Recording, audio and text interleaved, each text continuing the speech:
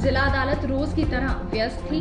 जज, पुलिस, वकील और अपने अपने काम को लेकर कोर्ट पहुंचने वाला आम आदमी, हर कोई आने वाले खतरे से अनजान था। एकाएक कोर्ट परिसर ताबड़तोड़ गोलियों की आवाज से गूंज उठा और भगदड़ जैसा माहौल बन गया। फायरिंग एडिशनल सेशन जज संदीप गर्ग के कोर्ट के बाहर उस वक्त हुई जब हिस्ट्री शीटर मोनू राणा को इरादतन हत्या के एक मामले में पेशी के लिए लाया जा रहा था। जैसे ही मोनू कोर्ट के दरवाजे पर पहुंचा, सिख युवक के भेष में एक शख्स ने उस पर ताबड़तोड़ फायरिंग शुरू कर दी। 2 गोलियां मोनू को कमर और बाजू पर लगी। मौके पर मौजूद सब इंस्पेक्टर जोगिंदर ने हमलावर को काबू करने की कोशिश की, जिस दौरान थोड़ी दूरी पर खड़े दूसरे हमलावर ने सब इंस्पेक्टर की टांग पर फायर कर दिया और दोनों भाग निकले।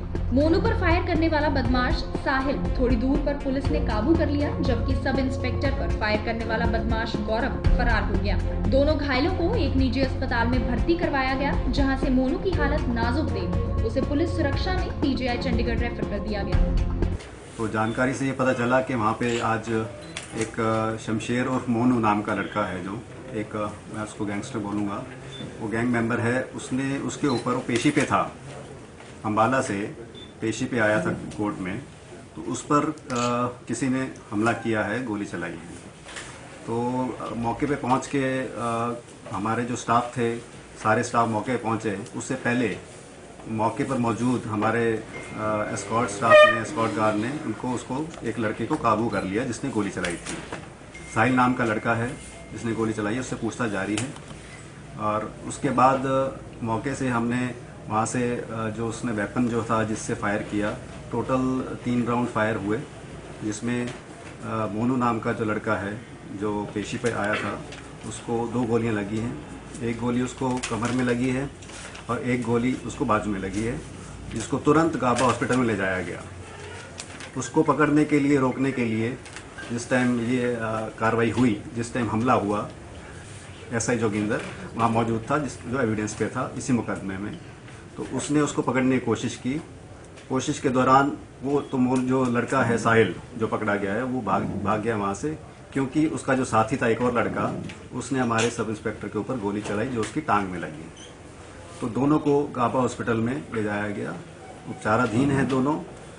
जोगिंदर है वो गाबा में उपचाराधीन है, और जो मोनू है उसको जो है पीजीआई चंडीगढ़ रेफर कर दिया गया है। संभावित और सामने है भी गैंगवार का मामला है।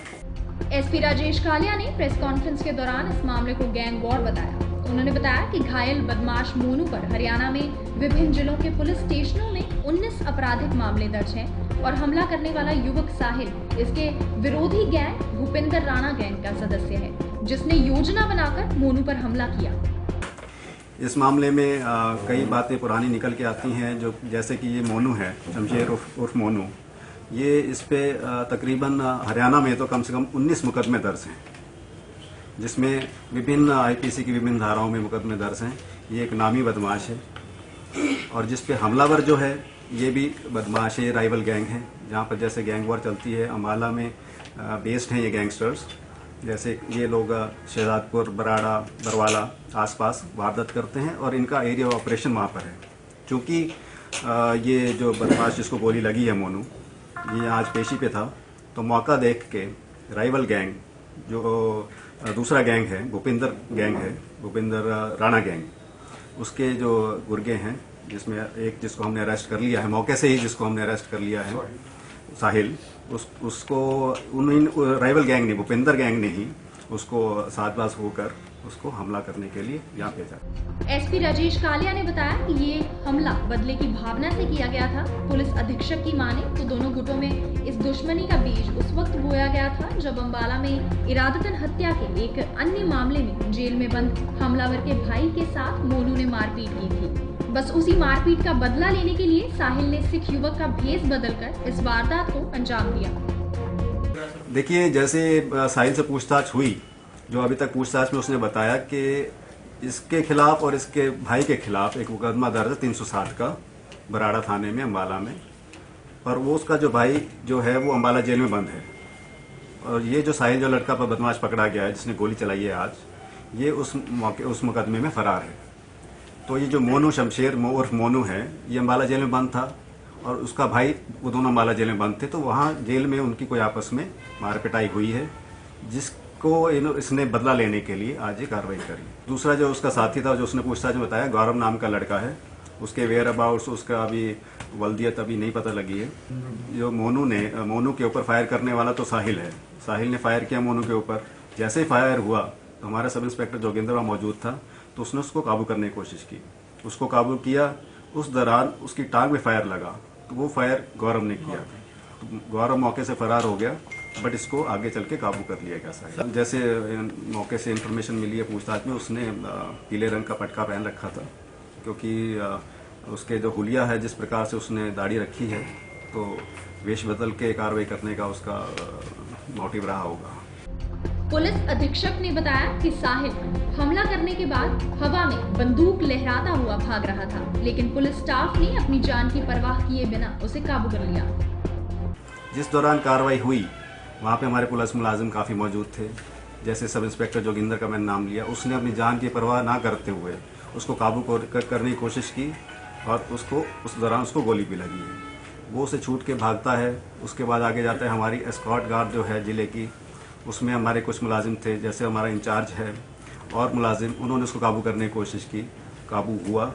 हमारे वहाँ चौक के इंचार्ज हैं, जो हुडा चौक के इंचार्ज, मतलब हमारा जो इसमें मैं आपको कहना चाहूँगा, जो हमारा पुलिस है, जो पुलिस स्टाफ है, उसने काफ़ी हिम्मत दिखाई, क्योंकि जो बदमाश जो है साहिल, जो अरेस्ट किया है, वो हवा में बंदूक लहराता हुआ वहाँ से भागा।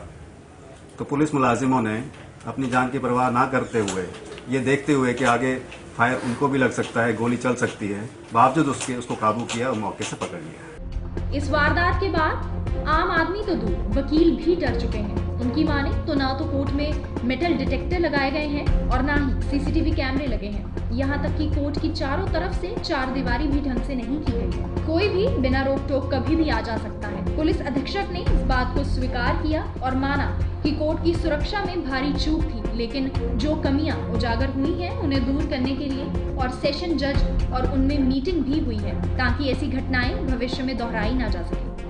मैं ना संदीप विरक जी की कोर्ट में केस में आर्गू कर रहा था, एकदम आवाज़ आई बड़ी तेज, तो लोग कहने लगे टायर फटा है। इतने में फिर दोबारा आवाज़, मैंने सुना कि गोली चल गई है बाहर। संदीप विरक जी की कोर्ट के बिल्कुल बाहर गोली चली, एकदम अफरा तफरी मची, लोग भागे इधर से उधर।